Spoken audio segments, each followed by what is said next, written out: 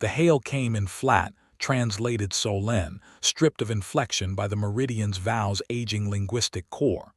Surrender your vessel, surrender your crew, surrender your data cores. Compliance ends this without further bloodshed. This is the only offer you will receive.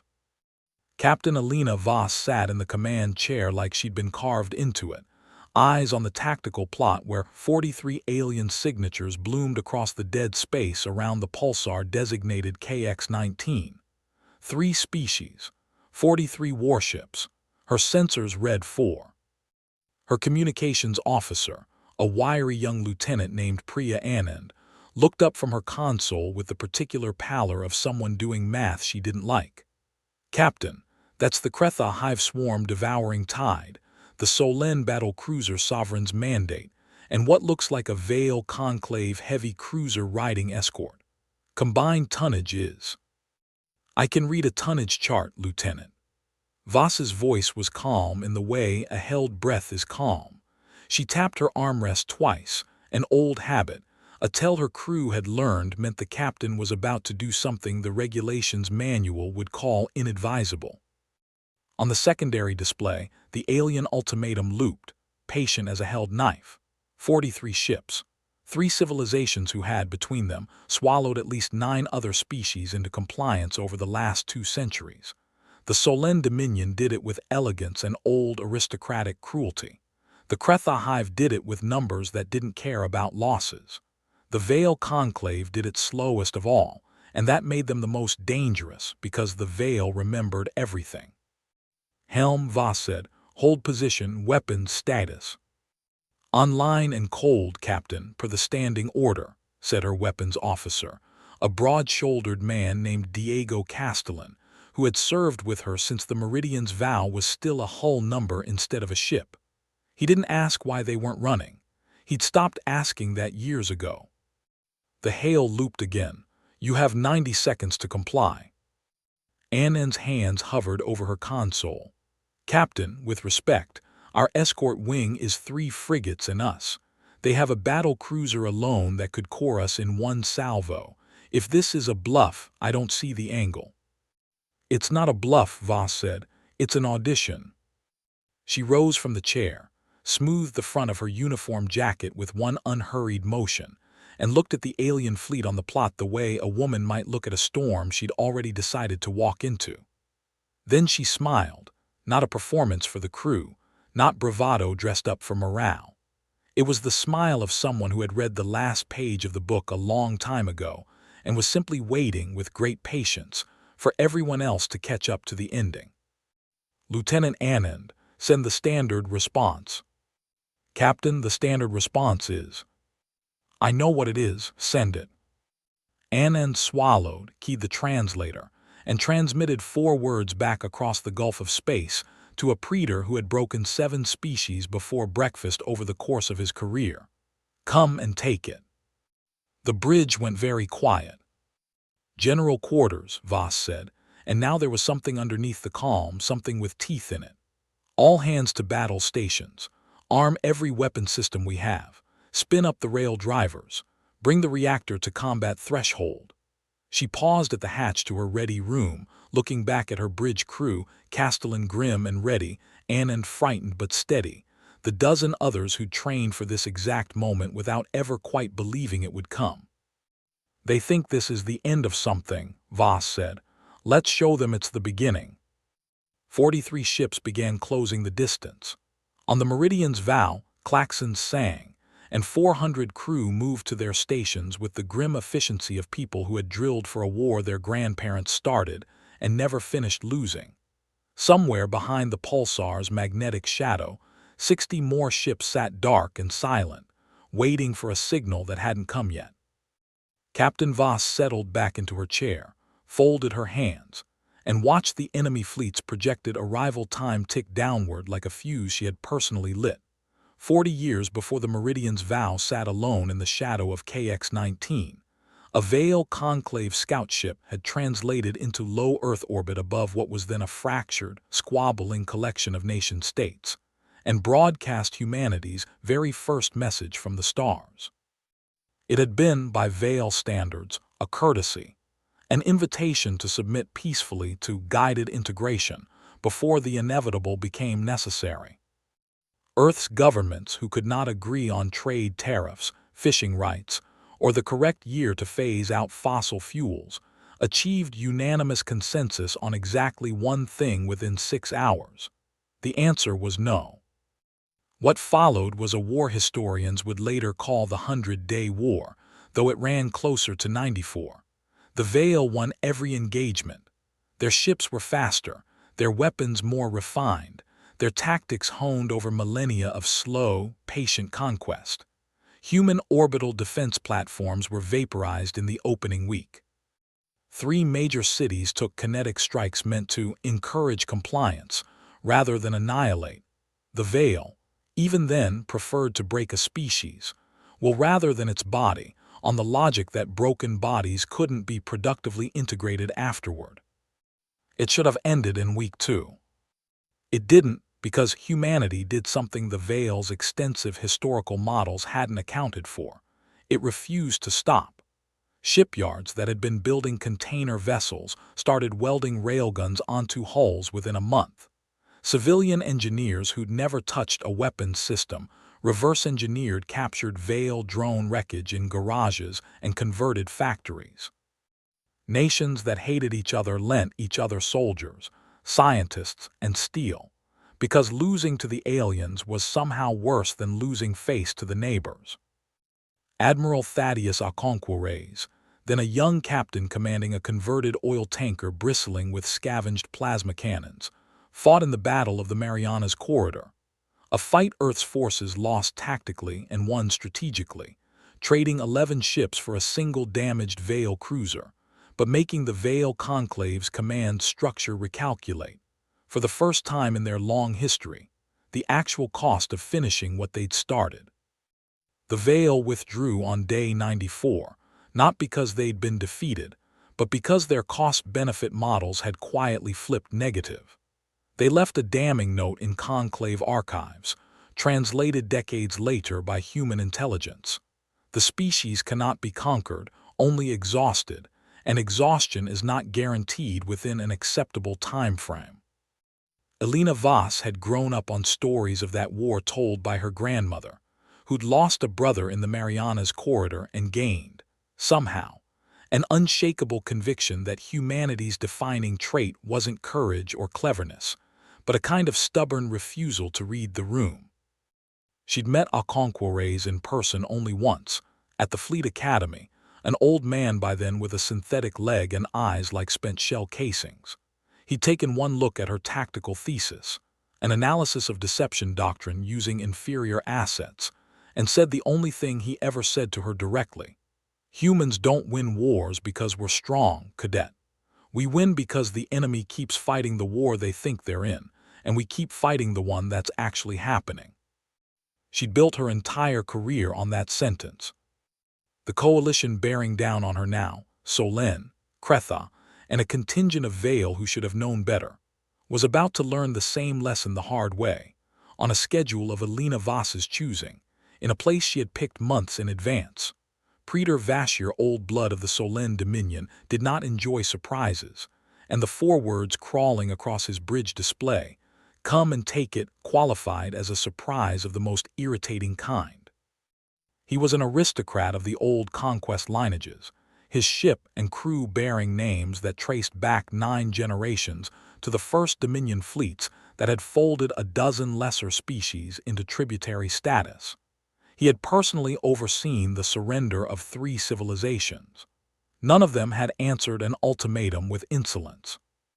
"Confirm translation accuracy," he said to his communications attaché, a younger Solène named Farron, whose ears had gone flat with the universal Solène expression of "I would rather be anywhere else." "Translation is accurate, Praetor. They are declining." 4 ships are declining 43. Vashir's mandibles clicked, the Solène equivalent of a frown. Either this captain is suicidal or she is lying about what she has. Beside him, riding observer status per conclave treaty obligations, Though Muresh of the Vale, old even by Vale standards.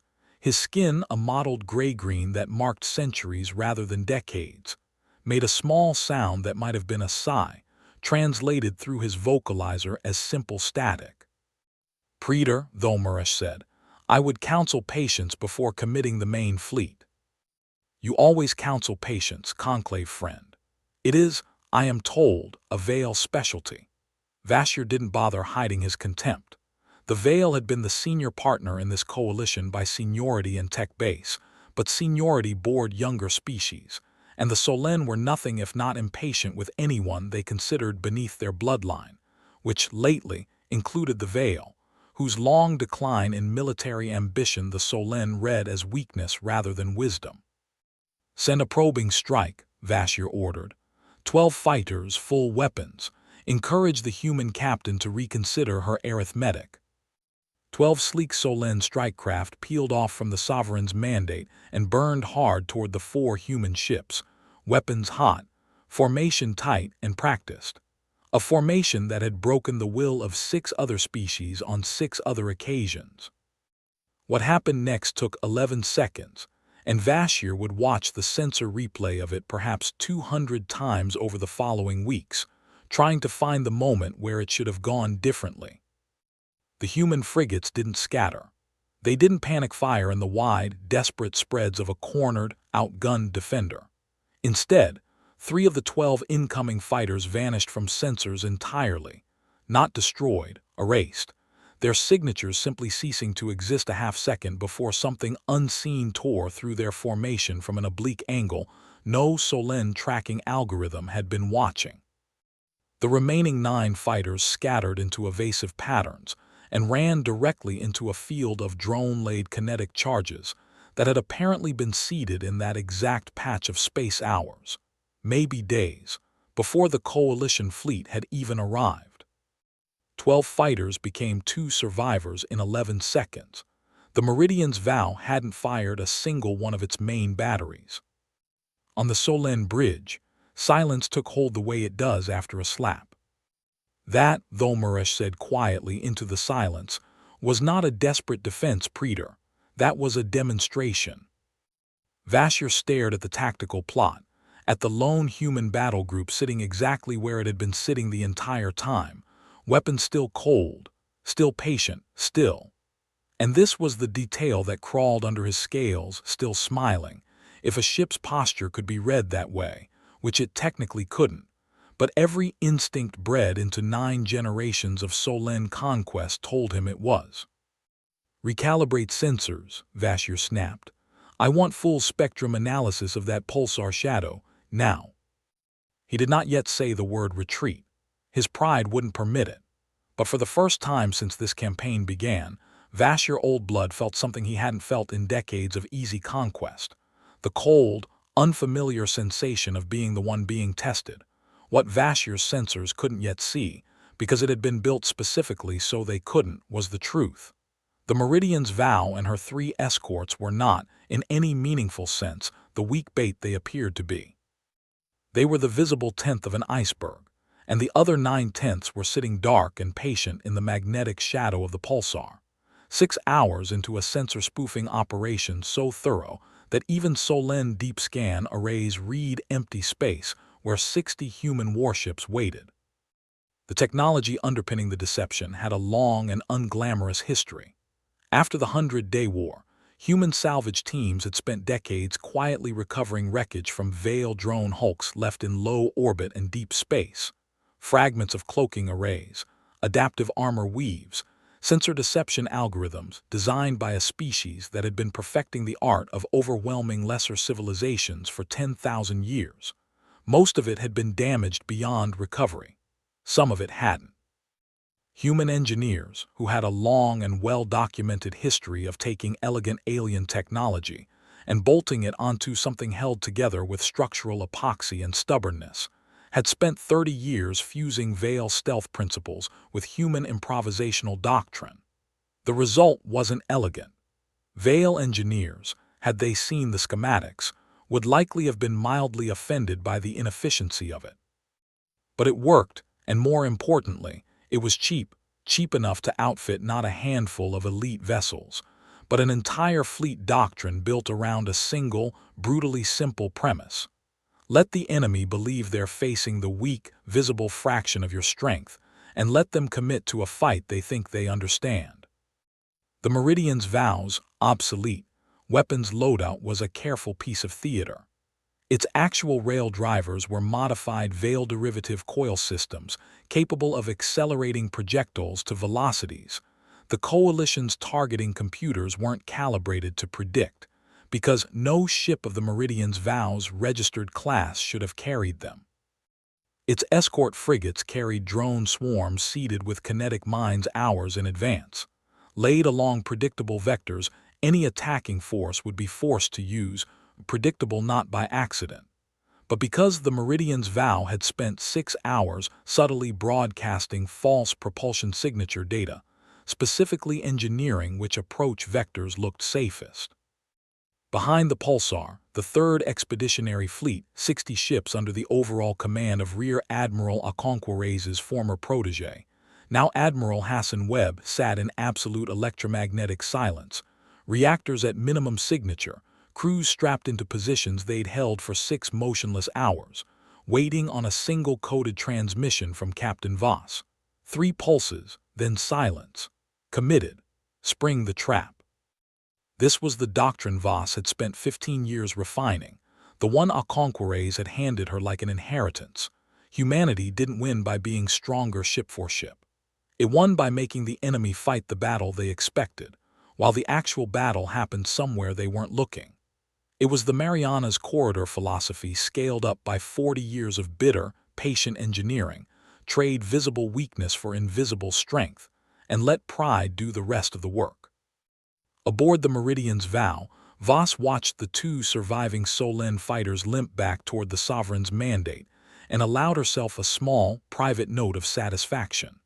Vashier's probing strike had told her everything she needed to know about him.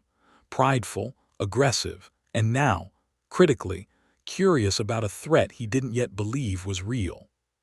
Curious commanders made decisions. Cautious commanders made retreats. She needed the former.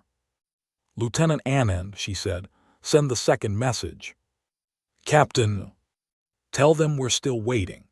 The sensible decision, the decision a more cautious commander would have made, was to withdraw the Coalition fleet to a safe distance, conduct a thorough deep-spectrum analysis of the Pulsar shadow, and confirm, beyond any doubt, exactly what had carved through 12 fighters in 11 seconds before committing another single vessel. Vashier Old Blood considered this decision for exactly as long as it took Farron to suggest it, which was approximately 4 seconds, after which Vashier informed his attaché, with some heat, that the Dominion had not built 9 generations of conquest lineage on the foundation of retreating from 4 ships. 4 ships and an unknown weapon system that erased a third of our strike force without firing a visible shot, Thomeresh said, with the particular patience of someone who had said true things to proud commanders for several centuries and had learned not to expect it to matter. "Praetor, I would direct your attention to the Conclave archive records of the human conflict our historians designate the 100-Day War. There are parallels here that—" "The 100-Day War," Vashier interrupted, "was fought by your Conclave's ancestors against a primitive species defending a single homeworld with garage-built weapons 4 decades ago. These are 4 ships at the edge of nowhere. There is no parallel." "There is exactly the parallel that matters," Thomeresh said. "We did not lose that war because the humans were strong, Praetor. We withdrew because every battle cost more than our models predicted, and the humans kept finding ways to make the next battle cost more than the last. I have read those archives personally. I would ask you to consider that this captain's confidence might not be madness." Vashier's ears flattened, a gesture of dismissal so total it bordered on insult, given that Thomeresh outranked him in conclave seniority by a margin that would have ended the conversation between any 2 Veil instantly. But the Coalition's command structure was a Solen-led arrangement by treaty, a point of pride the Dominion had insisted upon, and Vasher intended to exercise the authority that arrangement granted him. "Noted conclave friend," Vasher said, in the tone of someone who had not, in fact, noted it at all. "Helm, bring the main fleet to attack formation. Full advance. We will close to optimal firing range and end this in a single coordinated strike before whatever they're hiding has time to matter." The Kretha Hive Swarm Commander, a vast collective intelligence distributed across the devouring tide's biological command lattice, registered its agreement in the clicking, layered vocalization, the translator rendered as simple enthusiasm. More targets meant more harvest, and the hive had never in its long predatory history encountered a fight that more numbers couldn't eventually solve. 41 remaining warships began their advance toward the pulsar's magnetic shadow, formations tightening, weapons charging, 3 alien civilizations converging on a point in space that Elena Voss had selected with the same care. A chess player gives to the square where the trap finally closes. Though Muresh watched the formation advance from his position on Vasher's bridge, and felt something he had not felt in over 200 years of relatively comfortable, relatively unchallenged seniority within the conclave. The specific, helpless dread of watching a mistake unfold in real time, with full knowledge of how it ends, and no remaining authority to stop it.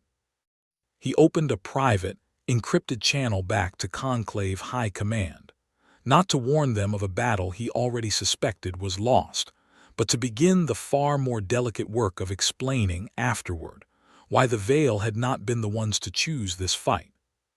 The Coalition fleet crossed the threshold into the pulsar's shadow at 14:42 Fleet Standard Time. 3 pulses of coded transmission left the Meridian's vow a half-second later, and then silence. Behind the pulsar, 60 human warships began to wake up. The 3rd Expeditionary Fleet did not announce itself with a battle cry.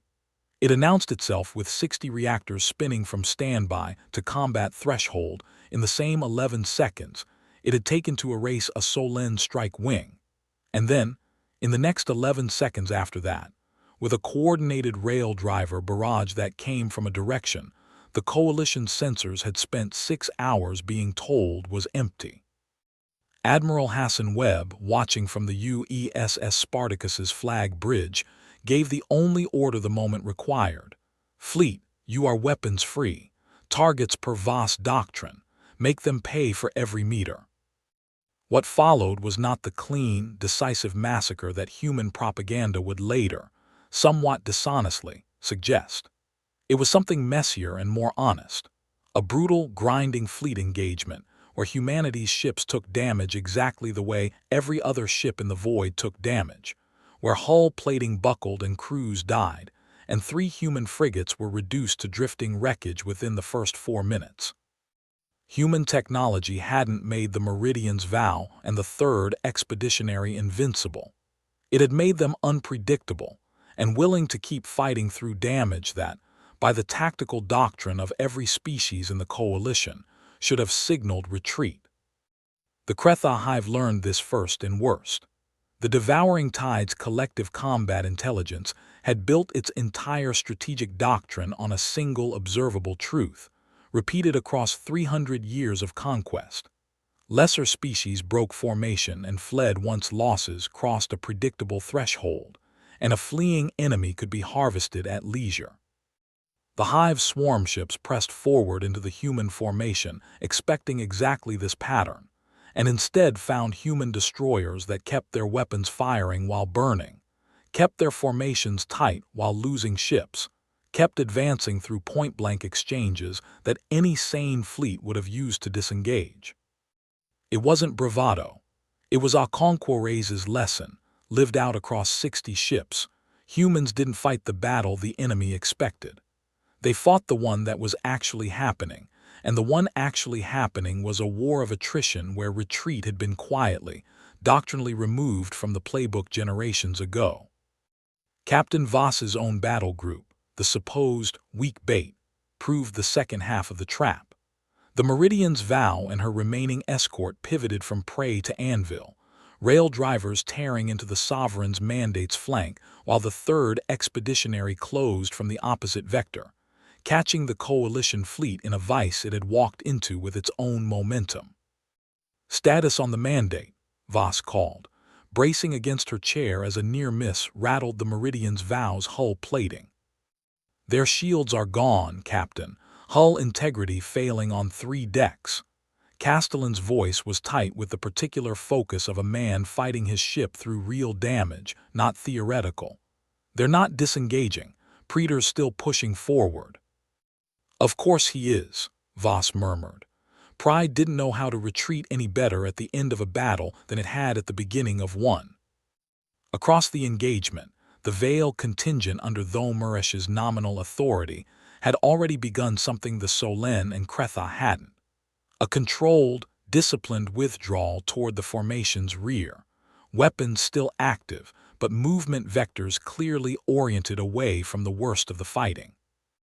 Thomuresh had seen this pattern of human commitment once before, second-hand, in archive footage of the Marianas Corridor, and he had no intention of watching his ships become a second data point in that same grim study.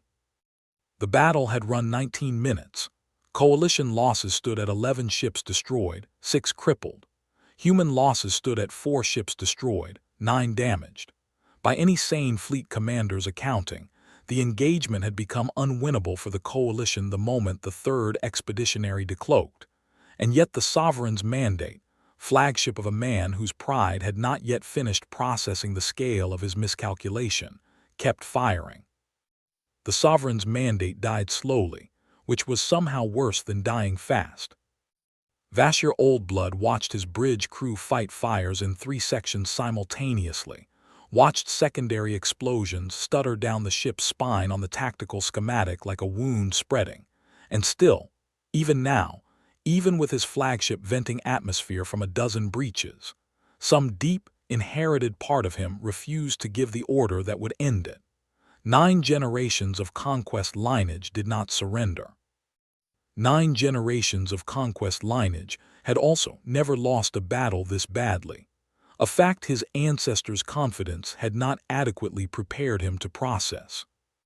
"Praetor," Thomuresh's voice, when it finally cut through the chaos of the bridge, carried none of the satisfaction he might have been forgiven for feeling.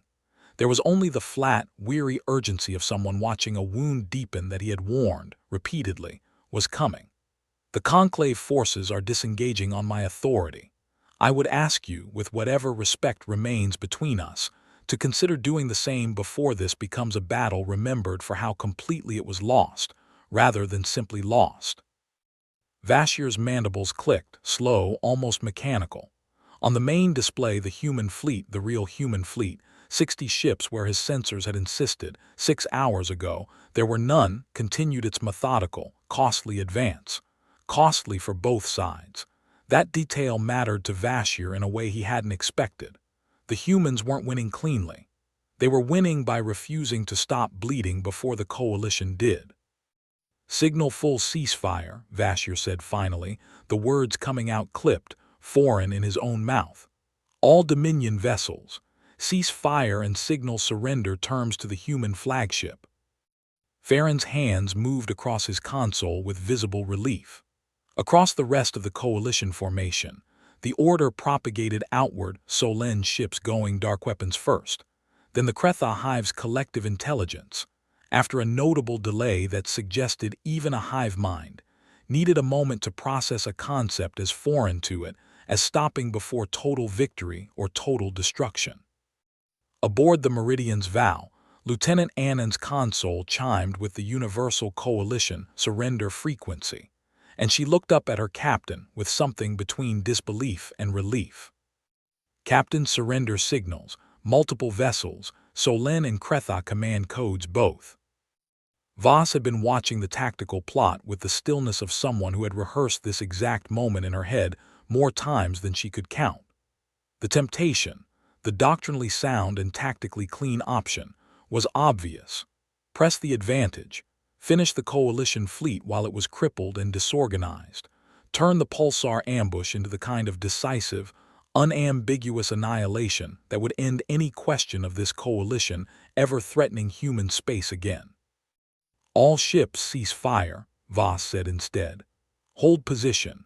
Confirm receipt of surrender signals and transmit acknowledgement. Nobody fires another shot unless fired upon first. Castellan turned from his console, something unreadable in his expression. Captain, we have them, completely. This could end it permanently. It could end this fleet permanently, Voss said. That's not the same thing. She stood, smoothing her jacket with the same unhurried motion she'd used at the start of the engagement, 19 minutes and a lifetime ago. We're not here to commit a massacre, Diego. We're here to make sure nobody sends a fleet to demand our surrender again. There's a difference, and it matters more than you'd think. The guns of the 3rd Expeditionary fell silent across the battlefield. 60 ships, and the remnant of a once confident coalition fleet, drifting in mutual, exhausted stillness around the cold light of a dead pulsar. Word of what had happened at KX-19, a ratio reversed, a trap sprung, an empire's pride broken without an extermination to match it, was already beginning the long crawl outward through coalition space, carried on encrypted channels Vasher hadn't yet realized were already compromised. Thomarash came aboard the Meridian's vow alone, by his own insistence, leaving Vasher to manage the considerably less dignified work of explaining the engagement to Dominion High Command. The Vale Elder moved through the human ship's corridors with the slow, deliberate gait of someone who had outlived several of the species, currently glaring at each other across negotiating tables throughout the galaxy, and found himself, for once in a very long career, genuinely curious rather than merely diplomatic. Captain Voss received him in the same ready room where, 19 minutes and one battle ago, she had stood and smiled at an ultimatum 43 ships strong. The room still smelled faintly of the recycled air staleness of a ship that had spent 6 hours running silent, weapons hot, waiting. Terms have been transmitted to the Dominion and Hive command structures, Voss said, gesturing Thomarash to a seat sized, somewhat awkwardly, for a human frame. Reparations, withdrawal from contested space, formal acknowledgement of the engagement's outcome for treaty record. Nothing punitive beyond what's necessary to make the lesson stick. Generous, Thomarash said, for a victor who could have taken considerably more. Generous is a strategy, not a virtue, Voss said. Word of this is going to travel a lot farther than the terms document. I'd rather it travel as they could have destroyed us and chose not to than they wiped us out. One of those makes the next coalition think twice. The other just makes them desperate and unpredictable.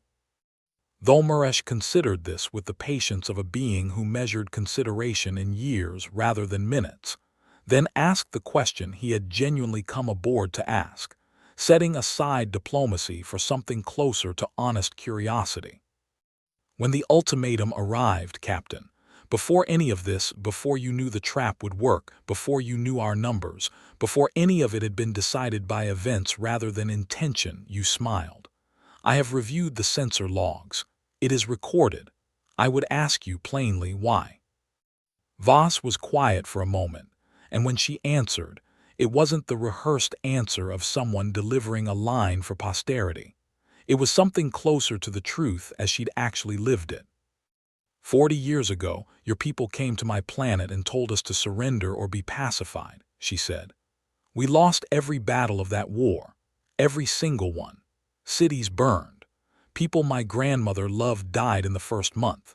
And we still didn't surrender because somewhere in the chaos of that war, something got decided about what kind of species we were going to be afterward, and it wasn't a species that gives up because the math looks bad.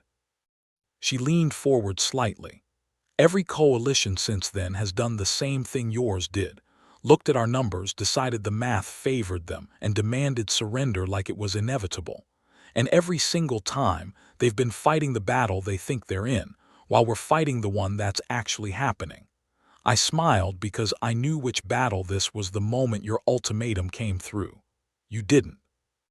Thomarash sat with that for a long moment, the translator's static filling the silence where a human might have sighed.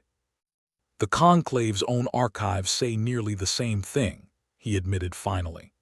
We wrote it down ourselves decades ago, and then let pride, Solène pride, if I am being precise, though I suspect we are not entirely innocent of it either, convince us the lesson had an expiration date.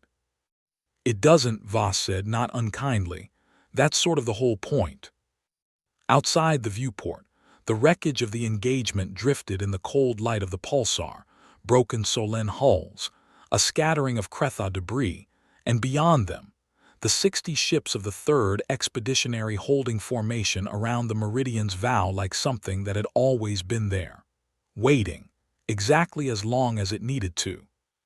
Word would travel, it always did, and somewhere out past the edge of charted coalition space, some future commander would read the report on the pulsar ambush, weigh the numbers, and decide that this time, surely, the math would favor them differently. Alina Voss intended to be ready when they found out it wouldn't.